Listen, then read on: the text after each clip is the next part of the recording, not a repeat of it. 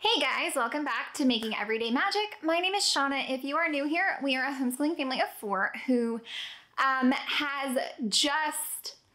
is entering our 6th year of homeschooling. And today, in kind of the next level of my series of prepping and getting everything ready for our first day, I want to take you along as I organize our homeschool materials. Guys, before we go any further, please scroll down, hit the big red subscribe button, turn on the bell for notifications, and give this video a thumbs up. While you're down there, you can either find us down in the comments or over on Instagram at Making Everyday Magic. So if you've been following around in my kind of like planning steps, it was like figuring out what we wanted, ordering, showing you what we got, and then figuring out our year schedule, then figuring out like our weekly flows for 1st and 5th, and then prepping all this stuff and sharing with you what our plans for science are this year. And now that all of that is done, it's putting the things in the place so that we can use them when we officially start our first day. So full disclosure, from the time that I'm actually filming this, we have already started our first day. But while I thought that I had filmed like the intro and the outro, I had not. I had only filmed the like middle bit. So I have the middle bit with no explanation. So kind of like, you know, time traveling back to here to give you the intro and the outro. And then the middle bit will be like, it was filmed current events. But this is like a little retroactive kind of thing. Anyways, so if you are unfamiliar with our homeschool setup, what we do is we do not have a dedicated homeschool room, and that is by choice. We probably could find a room in our house to dedicate to this, but I don't want to. So we don't have that. It does not look Pinterest pretty. It doesn't look like all amazing and wonderful. I prefer homeschooling in the heart of our home, which is our main living space. So because of that, we have to kind of get creative with storage because I don't have a massive wall of, you know, homeschool books, and I don't have bins and kinds of things everywhere. I like things to be put away. So I will be showing you how we do that. It kind of technically is a small space homeschool organization, but not because we have to do it that way. That's just my preference. So don't think that you need like a massive room or like a whole giant section of your house. We multi-purpose. We basically have a cabinet on each end with a tabletop in the middle, and we slide our guineas live right under it. So you don't have to do any more than that. I did break down and buy a homeschool cart because I gotta be honest, the little thing with wheels that I can drag around is really handy. And then we use like the bottom 2 rows, like behind kind of like half glass doors for the other stuff. So that's it. That's where we keep everything. So I'm gonna take you over and I'm gonna show you how I've got all that set up and organized. One more thing that I didn't have to add at the time, but I do have now. We did, one second. Okay, so last year I did folders for like the stuff that we needed to keep, and I felt like they were really messy and it didn't stay. So one of the things that I did add this year is just a binder. So the girls have a homeschool binder, and I've got a million of these from when we did Texas Tech. They sent everything in a binder. And I tried to send them back and they had no good way to do that. So I've got a million binders and kind of dividers. And so what I did with these is we've got our spelling tracker, our Middle Times history notebook. I just went ahead and printed everything off. Our maps for History Quest, all printed off. And then our science from Mystery Science, anything we print off and do goes here. Our Woven Melodies notebook, which is on cardstock, which is so pretty, and I will be doing a more in-depth flip through of this really, really soon. And then our map study, and then for her, for my oldest, my little one doesn't have this, is our lesson plans for MCT. So that is what we've got in our binder. I don't think we really have any room to put anything else in here, but if we do, they can, you know, they're like, she just completed an internet safety course, a Google internet safety course, which I will be sharing more about really soon because it's amazing. But she's happy to put those sheets in there. Like this, her certificate can go in there as well. Anyways, so let's pop over and I'll show you the organization that we did. Okay guys, just a quick refresh. We use this cart here. We have an IKEA cabinet, like a tall cabinet, and then the bottom half of it Behind the closed doors is storage, so we use that storage. We made this piece of furniture that goes, it's a cabinet on either side and a counter across the top.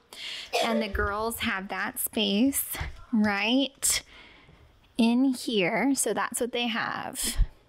So we are just gonna switch it over for the new year. All right, this is the stuff for this coming year, so I'm just gonna first and foremost kind of pull that out and get it out of the way, and then I'll put the stuff from the cabinets into this cabinet and swoop-a-doo. So I will keep you posted on how this is going and give you a little tour. But up here, we have first grade and then spare stuff, and then down here is fifth for now. So I'm gonna go ahead and pull it all out.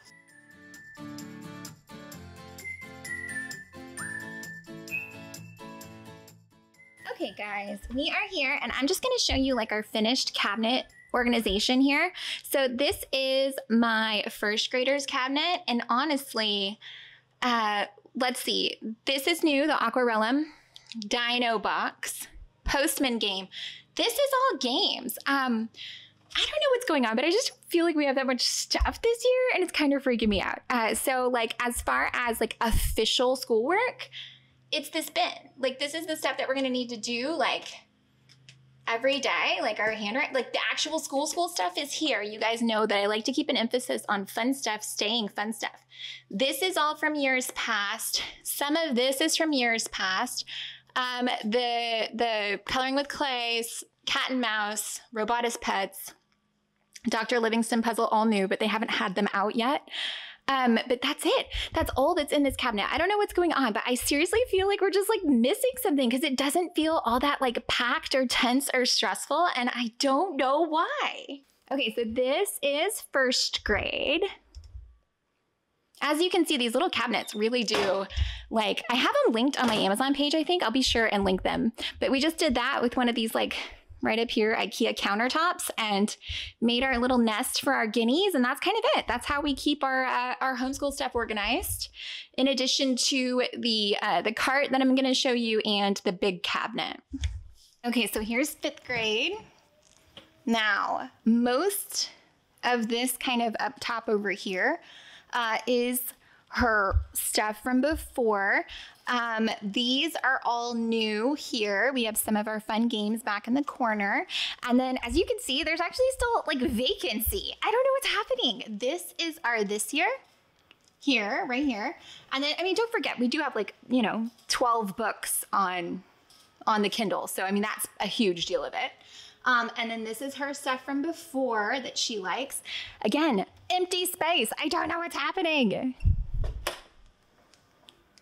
I don't know. Maybe it's like shortages and stuff. I don't feel like the Timberdoodle kits had as much, like, we didn't get like new pencils or things like that. So maybe it's just like, maybe it's just changing. I don't know. Maybe we're just getting older. Okay, so this is our big cabinet. You know, we use the bottom two shelves of this. So we have our new flows. That is all about reading level 4. This is art, older art stuff. This is stuff from last year. This is stuff we're not to yet. So I think these are actually from last year. And our like handbooks and things we're not to yet, the rest of the history of US. This is our extra books, like our extra thinkings that we haven't finished, other things we like, our typing program, things like that. Down here, we have some of the things that we like to eat, pattern blocks, flashcards, more games. These are all things from before, but as you can see, it's just not that much stuff this year. I don't know what's happening. And our other clipboard here. So let me take you over. The last thing is our cart. Okay, so I have the little 3-tier cart, which I love, and it fits all these bins. If you see any of these bins, they are just like leftover. The colored ones are from, I don't know how this guy got in there since yesterday. The colored ones are from the dollar store. These are our flashcards for Woven Melodies, which I still need to finish our book. Our poetry, word from actually from my older daughters. Kit, math, poodle, language arts, math for big kids, spelling, history. These are empty so far, but I'm gonna let them fill them up with what they want. We've got our scrunch maps and things over here ready to go. Our Popic, which I need to get on the wall. These are math manipulatives, our wrap-ups, colored pencils. And then we have, one of these is empty and then the other one is full because they'll both be doing probably different level spellings, and all about reading level 3 for my little one with additional magnets. So that's it, guys. That's our whole thing. And as you can see, there's like still a lot of extra space, which is crazy to me. Absolutely crazy. Guys, I hope that you found any of that helpful, entertaining, or informative. If you did, please scroll down, hit the big red subscribe button, turn on the bell for notifications, give this video a thumbs up. I will have everything that I've shared, everything I can, linked down below. Most of our bins and things came from the dollar store. So get to Dollar Tree because their back to school sales are amazing.